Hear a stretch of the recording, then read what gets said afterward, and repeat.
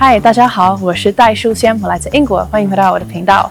很高兴能够跟大家分享一个好消息，也就是我成功的申请到英国牛津大学社会人类学硕士 Social Anthropology， 而且今年10月就要开始上课了。我知道很多人对于申请国外顶尖大学充满疑问，所以今天我特别邀请到壹教育留学的专业团队成员之一，一起来聊聊我的申请的经验，以及怎么样才能够提高申请成功的几率。接下来我们会分享我申请的过程、准备的重点，以及壹教育留学的专业辅导，希望能够帮助到正在申请国外大学的你们。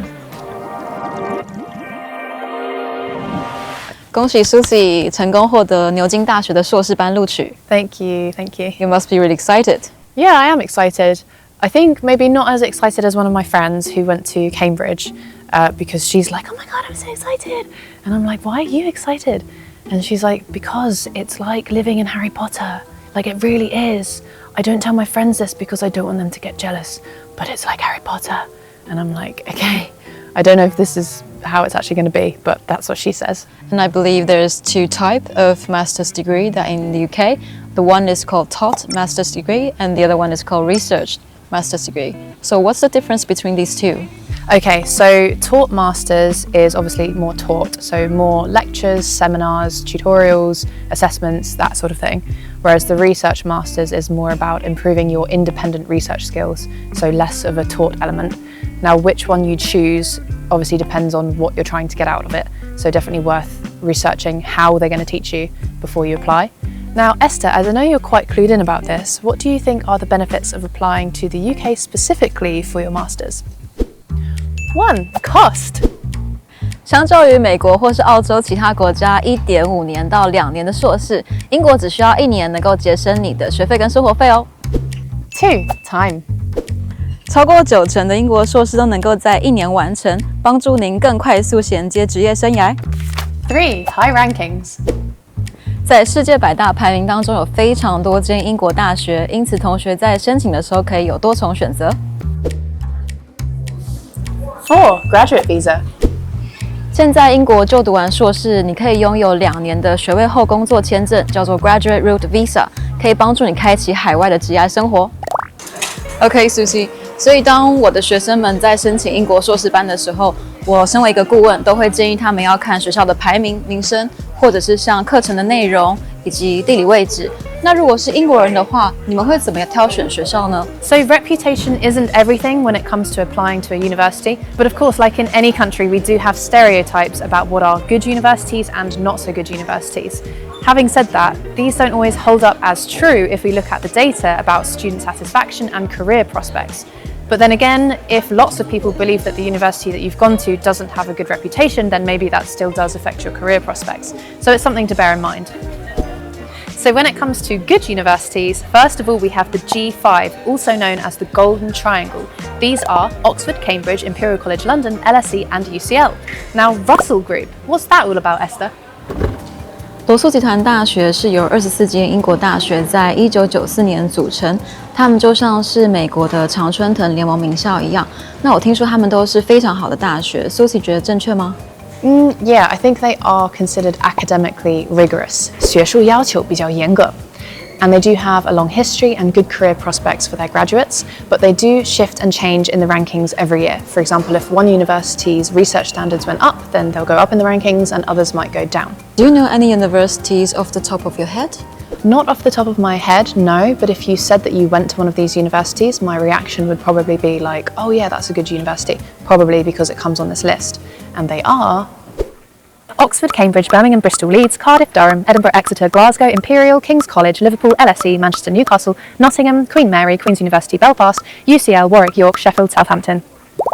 OK, Susie， 我知道我们的观众都会看学校的排名，那比较知名的像是有 Times Higher Education 或者是 QS Ranking， 还有像是 Guardian。那这些排名里面，我们应该要看哪一个比较好呢？ I think looking across all of those sounds like a good idea. Like if the uni that you're looking at ranks relatively high across more than one ranking, then that's probably a good sign. Also look for your specific subject because you want to make sure that the teaching in your specific department is good. But just the fact that you can see that one university will be ranked so differently in different rankings just shows that it's really hard to say one university is just better than another. So that's worth bearing in mind and hold these things relatively lightly, I would say. 那像如果对国际学生来说的话 ，QS ranking 可能会是一个蛮好的参考价值，因为它是把全世界的学校都放在一起做评比。那不管是我们在选学校的时候，或者是甚至毕业之后，我们想要去别的国家工作，可能在不同的欧洲、亚洲或是美洲国家工作的时候，每个企业、每个公司的 HR 比较能够依据 QS ranking 去参考我们的学校，所以大部分国际学生还是会看 QS 为主。如果你想申请英国大学 EDU 壹教育有2大特点。第一，双顾问制度帮助你掌握申请流程之外，你可以透过 Line 或 WeChat 与顾问及时沟通，紧急时刻不担心，也能提供线上代办服务。第二，客制化文件辅导能深入挖掘学经历，成功协助学生进入世界100大名校，包含英国 G5、牛津大学、曼彻斯特大学，还有 LBS 伦敦商学院。你可以点击下方链接壹教育的 YouTube 频道，观看真实学生的经验分享哦。Right, let's get to the meat of it. How did you get into Oxford? Okay, so first of all, I did extensive research based on the rankings that we've just talked about, and my interests were to do with people and society and how we can make society function better. That's kind of my overall goal. And so I was looking at courses like policy, comparative social policy, and anthropology. I feel like these subjects might keep me interested in the long term and also open up potentially new avenues in my career. Obviously, I've been particularly language focused so far because I did Chinese and linguistics for my undergraduate degree, and now I run the language school Susie. I also wanted to do a taught master's degree because I feel like what I lack is hands-on practical skills, and I've done a lot of theoretical stuff already in the past. So I was going through all these different course options, looking at things like deadlines, how much they cost, how long the courses were. By the way, rolling admissions means that you can apply at any time, and staged admissions means that there are specific deadlines throughout the year. So for me to get in this October, I needed to apply before January this year. Anything else you can think of, Esther? 我会建议学生们要好好准备3个很重要的文件。第一个 CV 履历。This needs to be coherent with your personal statement and paint a picture of who you are, where you've come from, and where you're going. Make sure to include all your relevant experience. 第二个 Statement of Purpose 读书计划也是 SOP。For the personal statement, I was really dedicated and I spent an hour every morning across several weeks to flesh out my ideas. For example, my previous studies, my experiences abroad, my language school, like why did I want to do this course and why Oxford? Because if I didn't know, then probably they wouldn't know either. So I made sure that I had loads of material to talk about and then I fleshed it out into a really convincing essay. But I didn't just stop there. I asked my previous tutor and my friend from Cambridge to check over it, and I paid particular attention to their feedback and made adjustments accordingly.